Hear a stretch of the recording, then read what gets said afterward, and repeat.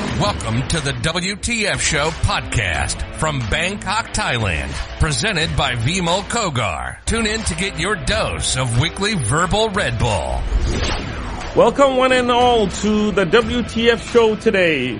We have today Pavini Sethi. Say hello, Pavini Sethi. Hello, everyone. Thank you for having me here. Tell me a little bit about yourself, Pavini. So I am Thai Indian. I was born here in Bangkok. Went to St. Andrews International School for 13 years, and then I graduated and had a bit of a complicated path to university. But right now I'm at UC Berkeley. I'm still studying. I took a gap semester last semester to just do an internship due to COVID and all that. And I hope to go back to studying next semester. And I have a year till I graduate. So, yeah. So what do you study, Pavini? So right now I'm studying basically sustainable development, environmental conservation, that field. Okay, can you explain a little bit about that to our audience, please? Yeah, so I think many people are aware that we're having a mounting climate crisis right now. We're producing immense amounts of waste. We are polluting our environments like our land and our oceans, and we're emitting large amounts of greenhouse gases, which is causing global warming, and that's causing, cascading effects on our ecosystems. And so, I just felt like I wanted to be part of innovating solutions to help mitigate this so that our future generations have a nice place to live in. That's good. And you go to UC, University of California at Berkeley, I understand. Yes. That's a top 10 institution in the world. Mm-hmm. So I'm presuming that you're pretty much focused on your particular skill set. Mm-hmm. What is it at UC Berkeley that sort of caught you by surprise, something that maybe you want to share with the audience? Something about that. About the course, about the what you learned? What really caught me by surprise is like how flexible the program is. So it really allows you to adapt the program to what area you want to focus on. So we have people doing like, herbal medicine or like natural medicines and remedies and stuff like that. We have people doing marine, ocean, research kind of focus. They really allow you to tailor your studies to what you want to do. And that was really different, because normally we have a set path with set like elective and major courses we have to do. But in Berkeley, they have a very like progressive and open mindset where they let you create your own path. And so I really like that about Berkeley. And the courses are very interdisciplinary, which I really like. Okay, what's your particular favorite sort of area of this study? I'm actually still exploring that, if I have to be really honest. So I had quite a few turns in my educational journey. I started off thinking I was going to do like psychology or cognitive science. And so that's kind of what I was studying for, or like aiming to study initially. And I made the switch to this environmental studies actually in my third year of university. And so it's still quite a new topic that I'm still learning about, and I haven't decided where exactly I want to focus.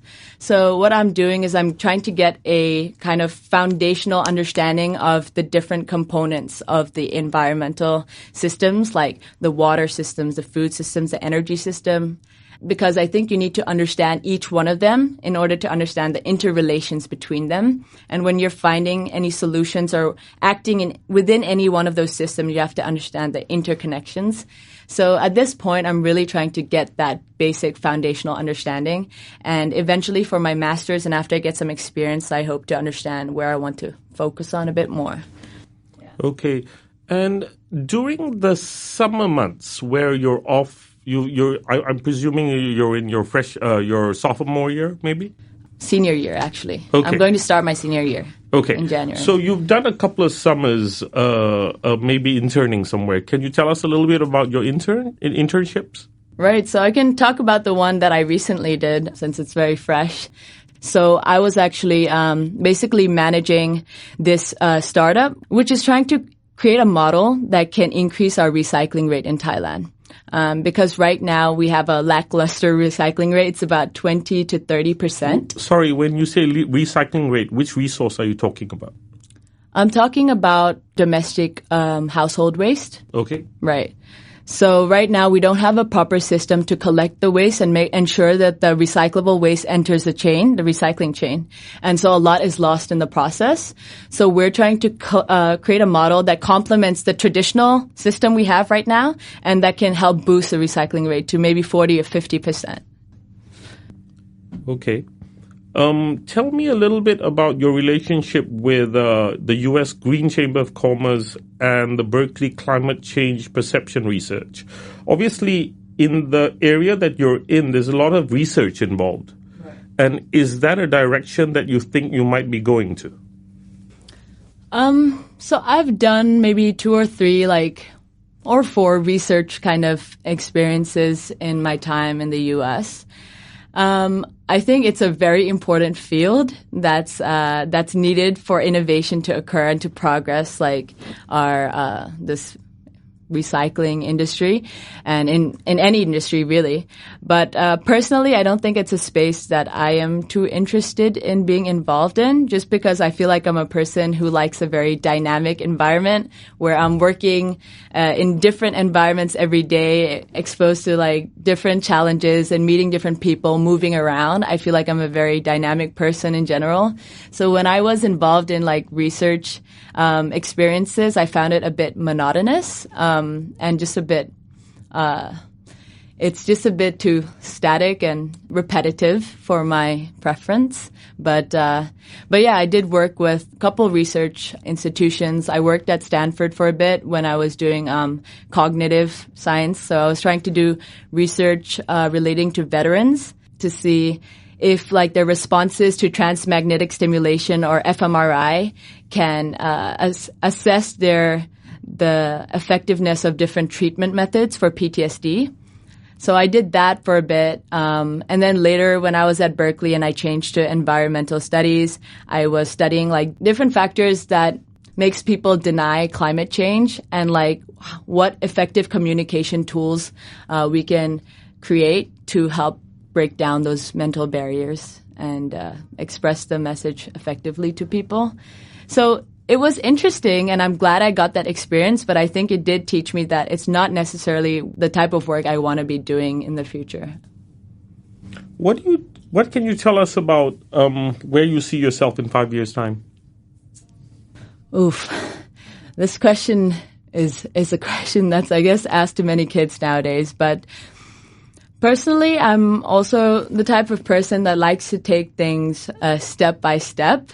I think it's good to have long-term, just general goals of where you want to be.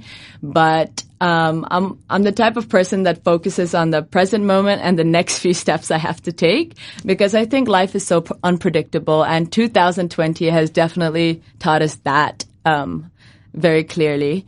And so I used to be a bit more stressed about my future and where I'm going to go, but I realized that's not a very useful kind of stress to have. And so at this point, I really just like to take it step by step, yeah, and just see where things go and go with the flow. Okay. Yeah. The relationship between Thailand and sustainable development. I mean, from what we've experienced growing up in Thailand, we see tons of pollution, air pollution, sea pollution, river pollution. Mm-hmm. Where is Thailand in the sustainability index?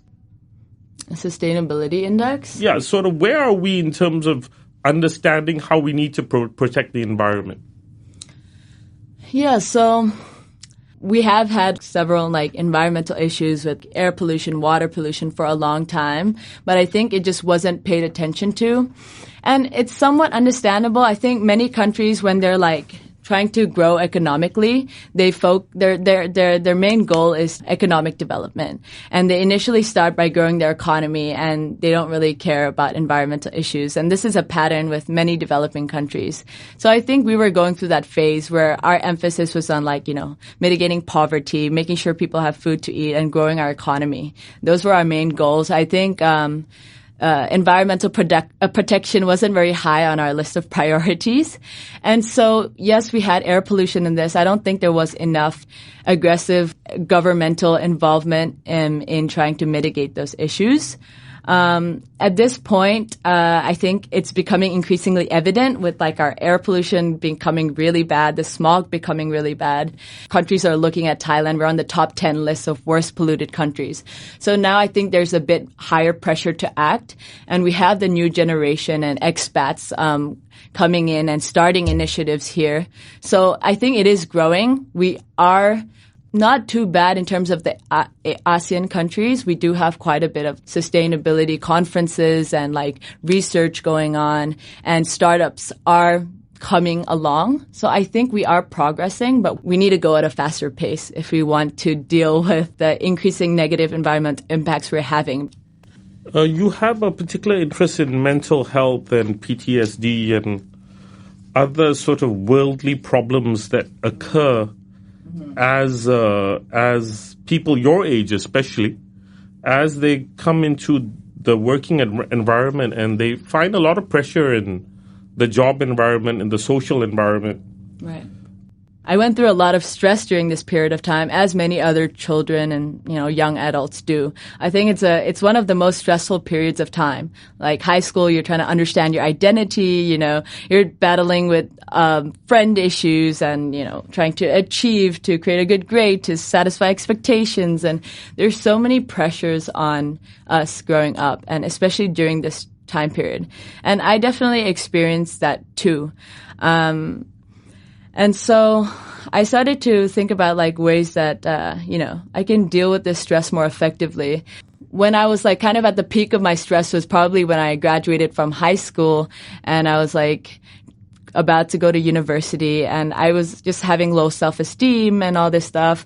And so I was like, okay, maybe I'll go for a Vipassana course, because my dad had gone for that and a lot of my family members had. Sorry, what is Vipassana? I'm sorry? So Vipassana is like a 10-day meditation course. It's very intense. So you go to like a retreat center kind of. I went to Khon Kaen, and you basically have to do this intensive course where you're not allowed to speak to anyone. You're not allowed to use technology. You're not allowed to communicate with gestures or anything at all. And so all you have to do is like meditate for like 7 to 8 hours a day. And the rest of the time I was like sweeping the floor or like talking to plants. And it's really a time where you just reflect a lot, and you also basically learn the meditation technique, the Vipassana meditation technique, which is all about letting thoughts come and go in your mind and not attaching or, grasping onto any thought. So it's kind of teaching you mindfulness. And so, coming out of this was quite eye-opening. I think it taught me how to respond to stressors better. And when I went to university, I kept exploring these kind of topics and practicing like different spiritual techniques. And I found that it really helped me cope with stressors. And so then I started thinking about, why isn't this part of like academic education? Why isn't this taught in schools and colleges where students are experiencing so much stress?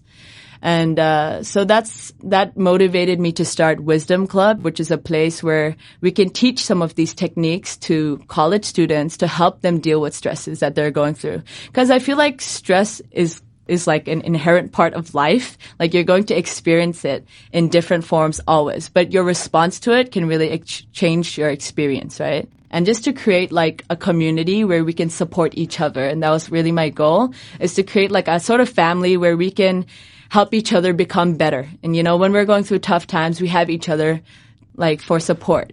And so that's how I created Wisdom Club. And I keep trying to be involved in events to raise awareness about mental health, or to spread teachings about how we can, more effectively respond to stress, so that, yes, stress will come, but it won't affect us that much. And we can live happier lives and have healthier relationships. Tell me a little bit about, WTF is about youth empowerment and peer-to-peer. Peer-to-peer support, helping people out there who maybe are a little disillusioned with life and a little bit of mental stress, as you say. Mm-hmm. So let's talk about people who are going into college mm-hmm. and are looking at the discipline that you are in. Mm-hmm. What advice can you give them, and whether it's a discipline that you would encourage or not? Environmental science and environmental conservation, I obviously would recommend anyone to get into. I think we need to take action to protect our environment from many different fields. Like if you're not going to do an entire degree on environmental conservation, I would at least recommend taking some courses related to sustainability.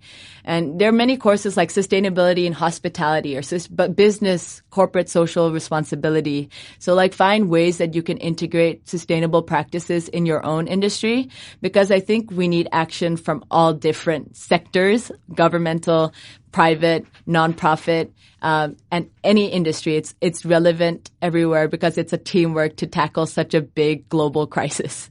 So that's what I would say. Tell me a little bit about Global Liaison Ambassador. You've had a lot of experiences outside your core. Tell me a little bit about that.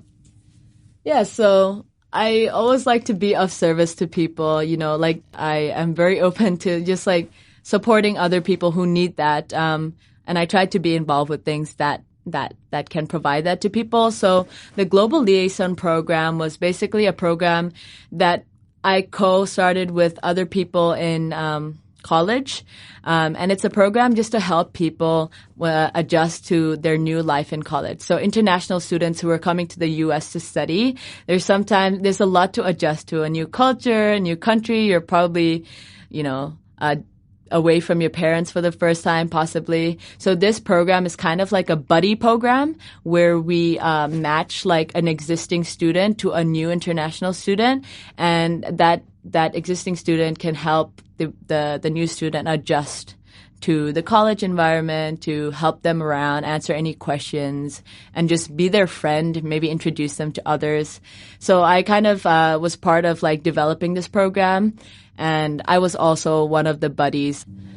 Tell me a little bit about how you'd like perceptions to be changed in Asia, in Thailand, about how people protect the environment. The environment, again, like I said, is we're in a terrible state mm-hmm. in Thailand mm-hmm. in so many things. How do you think you could help people change the way they live? Ooh, that's the goal. Yeah. I think number one, I think education is really important. We still have a lack of awareness about the severity of the issues, the environmental issues. So I think number one, like environmental education and making that something that's part of school classes and things that students are studying from an early age is very important. And not just education in the classroom. I think it's really important that students get out and go to the forest and like understand how these things work and build a love for nature.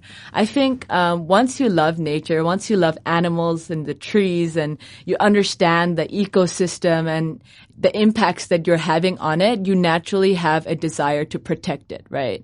And then obviously guiding them on ways or methods that they can use to reduce their impacts, like whether that be taking shorter showers, sorting your waste and giving it to an informal collector, opening the fan instead of your AC, or taking your reusable water bottles and things like that. So little actions can go a long way. Yeah. Okay. First, I'd like to thank you again to Pavini for joining us on the show today. Pavini, just to tell you how we work here, we request two things of you. One is that we request you to recommend somebody on the show next time. And the other thing is in 2021, we'll have the WTF Person of the Year, which is a youth in between age 20 and 30. And you are most welcome to both nominate and vote for that person. As usual, we will give you the last word on the show. We would like to you to tell us your sort of 3 wish list in terms of what you would like to see change in terms of environment in the next 5 years, say? How you think that we should move forward and all of us sort of collaborate together to protect the environment? Firstly, I would love to see environmental education becoming something that's like mandatory and included in the curriculum of schools and universities. I think that's one thing that's very important. We're doing that for like computer science now, right? Like Thai schools are mandating that students learn computer science, and I think side by side they should be learning about environmental conservation. Number two, I hope that there is a bit more of like a government support on this issue. Like we need stringent policies that help support green businesses or green initiatives, and like making the polluters pay for and take responsibility of the negative impacts they're having on the environment. Like things like that are very important. Like a carbon charge. Yes, like carbon tax. So I think those things are important to really progress us forward. And the youth have a lot of power nowadays, and they have a power to make change. So seeing a lot more like youth-led initiatives, startups in this scene, I think I would love to see more of that and to be involved in that area. Thank you so much, Pavini, for joining us today. Pavini is our youngest ever guest. She turns 22 soon. 23 soon. 23 soon. Yes. And lovely lady. And we welcome her again to the WTF show. To everybody else, see you next week. Goodbye and good luck. Thank you. That's it from the WTF show. Vimol and the team from WTF show would like to thank all our sponsors. Tune in next week for another great gig with people making a difference to your future. For advertising spots, go to the WTF Show IG page and get more info or contact Vimol at 6681-616-5987.